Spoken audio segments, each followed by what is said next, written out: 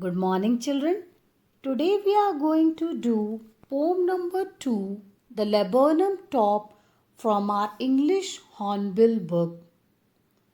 This poem is composed by Ted Hughes. In this poem, children, the poet talks about repaying relationship between the laburnum tree and the goldfinch bird. In the poem, the laburnum tree, which is yellow in color, appears to be silent and death-like and is made alive by a beautiful bird called goldfinch. She has made her nest into the thickness of the tree, and in her nest lies her young ones. When she comes to the tree, and she feeds her young ones, soon the whole tree gets excited. But as soon as the bird leaves to fly in the sky, the tree becomes silent and death-like again. The laburnum tree symbolizes the pattern of our life in general, that is, cycle of life. Life is seemingly dull and inanimate, but it is the attitude of a person towards life that makes it meaningful and worth living. The goldfinch brings cheer, happiness, and mirth to the simple and inanimate surroundings. The poem is written in free verse. It is divided into 3 stanzas. The first stanza describes the tree before the bird reaches it. The second stanza describes the coming of the bird, that is, arrival. And the final stanza tells the condition of the tree when the bird goes away. Symbolically, children, the poet shows the states of existence, both in the separation of the body and soul, beginning and end of the poem. And in the middle of the poem, the poet talks about union, which unmistakably and unambiguously provides the body, the tree, the vigor and the vitality mandatory for its life and its fulfillment. It means bird may symbolize soul of the tree, which animates life, that is tree, for a short while and then leaves to return to infinite, means death. A person comes into this world, that is the soul takes the shape of a body, and when the soul leaves the body becomes lifeless.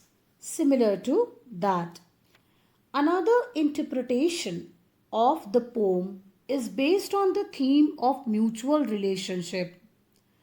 A laburnum tree, which is large, beautiful, but quite alone, and a goldfinch bird, which is quite amusing, beautiful, but without shelter. The tree gives house to the bird and its young chicks. The bird's family takes away its dead silence. Thus, the poet emphasizes the importance of living with each other. Every person has different capabilities and things, children. We should live with each other and always try to lend a helping hand, and the others will also do the same. Young life can help the old life by revitalizing it. According to another interpretation, the description of tree is autumn in the first stanza, with its seed fallen, represents one life fading and another in the form of seeds about to begin. So, when one life is going to end, another new life is going to take birth. One another interpretation is that poet Ted Hughes is the tree, and the bird that flies to infinity is his estranged wife, Sylvia Plath, who committed suicide, leaving behind two young children. Now let's move on to the children. The laburnum top is silent, quite still. In the afternoon yellow September sunlight, a few leaves yellowing, all its seeds fallen. In the given lines, the poet says that he saw a laburnum tree whose leaves were yellow. The tree's top, that is surface, is still and silent in the daytime of September month. It is autumn season and all the seeds of the tree had fallen.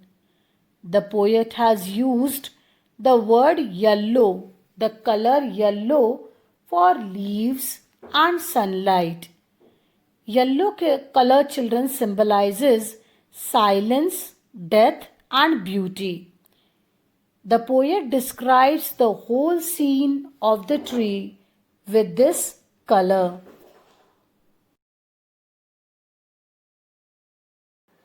Till the goldfinch comes with a twitching chirrup, a suddenness, a startlement at a branch end.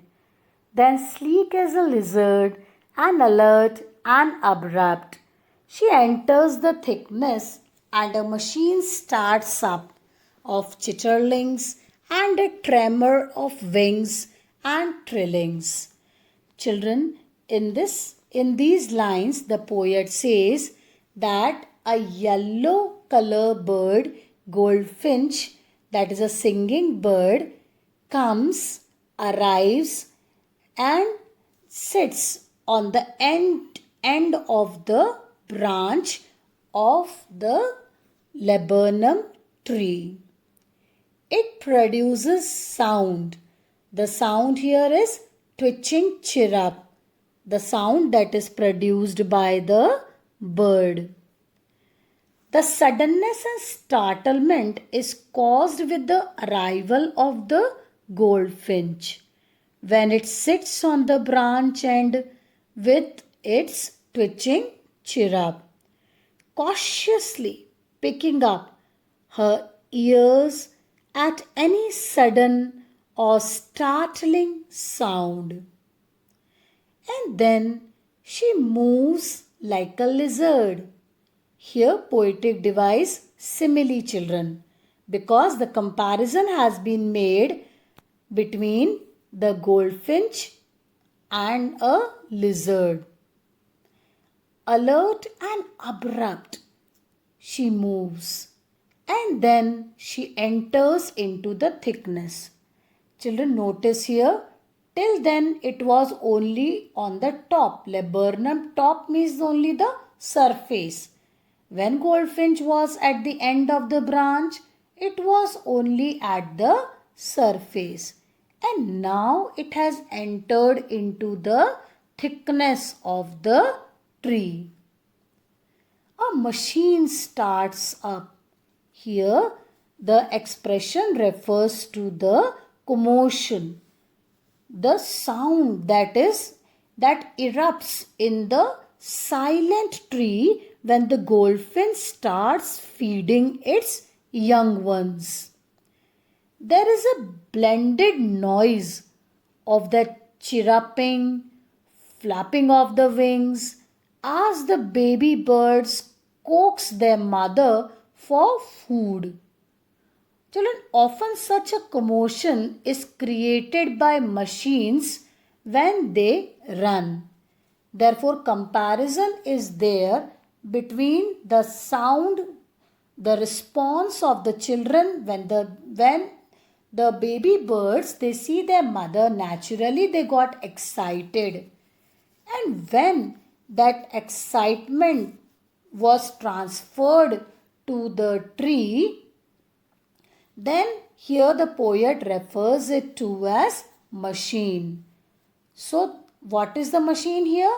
Machine here is of chitterlings, flapping of the wings, trillings. Trilling is again the chirruping sound that is produced by the baby birds.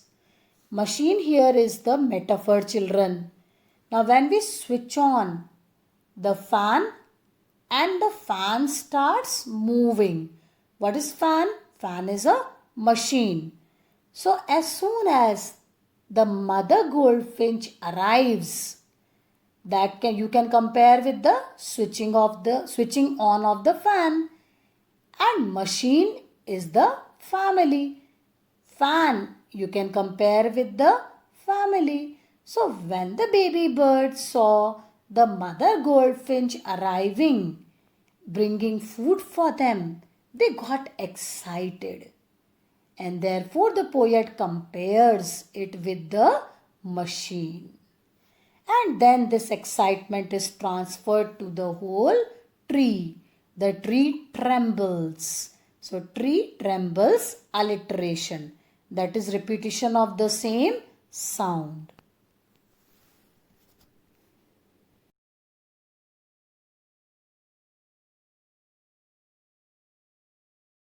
Next poet says, it is the engine of her family. She stokes it full, then flirts out to a branch end, showing her barred face identity mask. Children, here the poet uses the image of an engine, similarly as the poet has used before the image of a machine.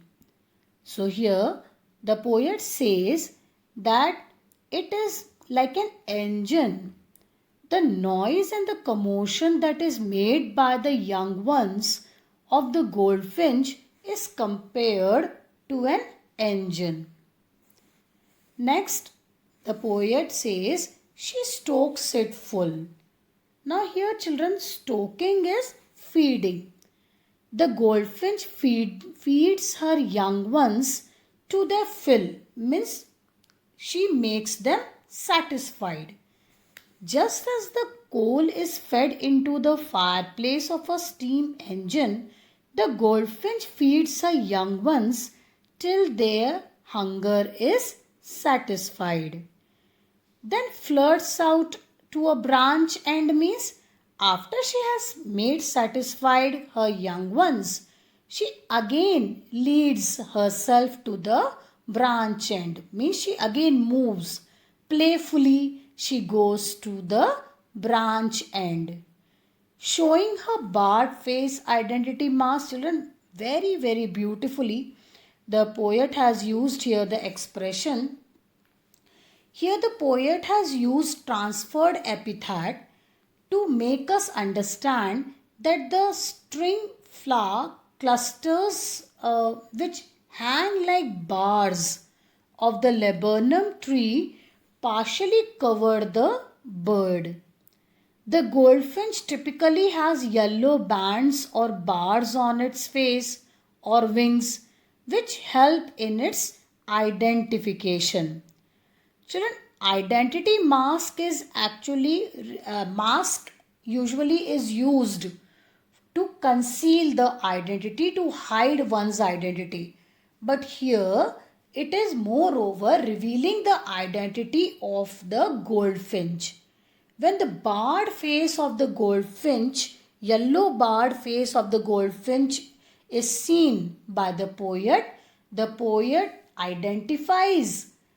Look, when poet looks at it, the poet feels that yes, this bird is a goldfinch. So the birds surface from the thick cover of the laburnum. Laburnum is appearing to the poet. The characteristic bars on its face or wings are a mark of her identity. So don't get confused here, children. It's very important. I'm repeating again. Mask usually conceals the identity. But here the barred face, like the yellow bars on the tiger's body, make us understand that yes, this animal is a tiger or zebra. So like that. So here the yellow barred face of the goldfinch make the bird reveal that it is a goldfinch. Then the poet says, with airy, delicate whistle chirrup whisperings, she launches away towards the infinite, and the laburnum subsides to empty. Airy, children, means weird or strange. So, after reaching the end of the branch, the bird makes a sweet chirruping sound, just like whispering, and then flies away from there. So she gently whispers. Now, actually, children, what has happened is that why does she makes the shrieking soft sound? Because she has accomplished her task of feeding her young ones. So, as she is satisfied, the feeling of motherly satisfaction that is there in her, that has made her produce soft whistling sound before she flies away. Infinite, children, is the vast expanse of sky where goldfinch disappears once again after feeding her young ones. The poet here creates an image of emptiness, hollowness and seclusion in the last line. The laburnum tree, which abounded with activity with the arrival of the goldfinch, reverts back to its silence once the bird, which is symbolic of life and liveliness, departs from its thickness. So children, the laburnum has come back to its original position, that is of the stillness, as it was before in the first stanza.